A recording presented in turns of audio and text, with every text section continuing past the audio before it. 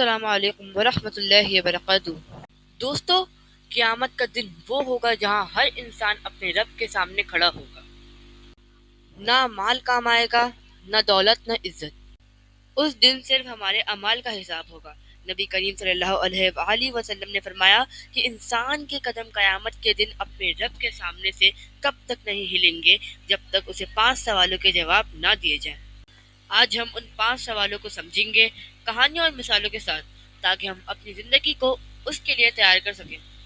سوال نمبر 1، عمر کس کام میں گزاری؟ اللہ ہمیں زندگی ایک امتحان کے لیے دیتا ہے۔ ہر دن، ہر گھڑی کا حساب ہوگا۔ قرآن میں آتا ہے، پھر اس دن تم سے ضرور پوچھا جائے گا ان نعمتوں کے بارے میں۔ چلیے ایک کہانی کے ذریعے ہم اس کو اور اچھے سے سمجھتے ہیں۔ ایک گاؤں میں 2 دوست رہتے تھے۔ احمد اپنا وقت قرآن سیکھنے، نماز پڑھنے اور لوگوں کی مدد میں گزارتا تھا، جبکہ بلال اپنا زیادہ وقت صرف گیمز، گوسپ اور فضول چیزوں میں ضائع کرتا تھا۔ دونوں کی زندگی برابر گزری، لیکن آخرت میں احمد کے پل پل کی قدر ہوئی اور بلال اپنی زندگی ضائع کرنے پر پچھتاتا رہا۔ سبق یہ ہے دوستو کہ زندگی ایک بڑی دولت ہے۔ اگر ہم نے اسے بیکار چیزوں میں گزار دیا تو قیامت کے دن جواب دینا بہت مشکل ہو جائے گا۔ سوال نمبر 2، جوان عمر کس کام میں لگائی؟ نبی کریم صلی اللہ علیہ وآلہ وسلم نے فرمایا، قیامت کے دن انسان سے 5 چیزوں کا سوال ہوگا۔ ان میں سے ایک اس کی جوانی ہے کہ اس نے کہاں گزاری۔ جوانی سب سے قیمتی دور ہے۔ اس وقت انسان میں طاقت ہوتی ہے، جذبہ ہوتا ہے، اور اللہ سب سے پہلے سوال کرے گا کہ تم نے اپنی جوانی کس کام میں گزاری۔ مثال کے طور پر سوچو، ایک جوان ہے جو اپنا وقت صرف موبائل اور انٹرٹینمنٹ میں گزار دیتا ہے۔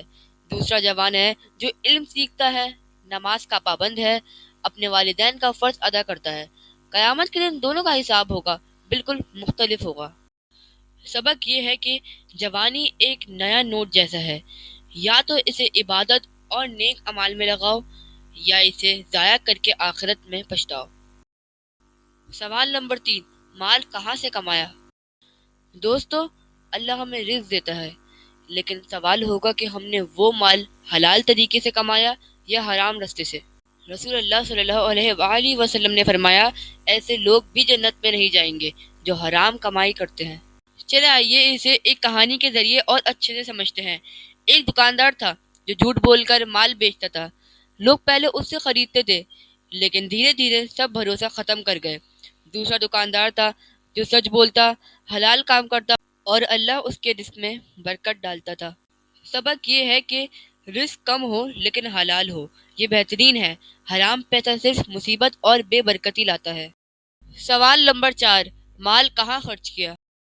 قرآن میں فرمایا، اور جو کچھ ہم نے تمہیں دیا اس میں سے خرچ کرو، اس سے پہلے کہ موت آ جائے۔ اس کو اور اچھے سے سمجھتے چلیے ایک کہانی کے ذریعے۔ ایک شخص تھا جو اپنا مال صرف کپڑوں، کارز اور شو آف میں لگاتا۔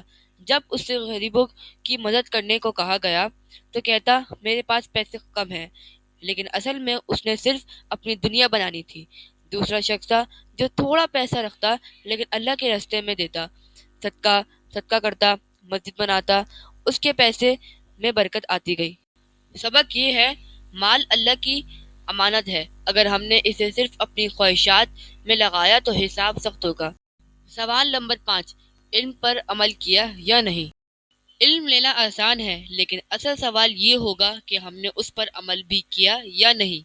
قرآن میں اللہ فرماتا ہے، کیا تم لوگ دوسروں کو نیک عمل کرنے کو کہتے ہو اور اپنے آپ کو بھول جاتے ہو؟ چلے آئیے اسے مثالوں کے ساتھ سمجھتے ہیں۔ ایک شخص تھا جو قرآن پڑھتا تھا لیکن عمل نہیں کرتا۔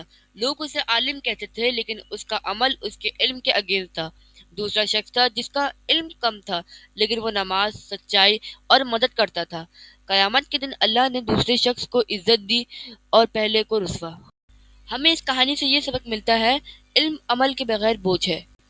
دوستو، قیامت کے دن ہم سے 5 سوال ہوں گے۔ عمر کس کام میں گزاری؟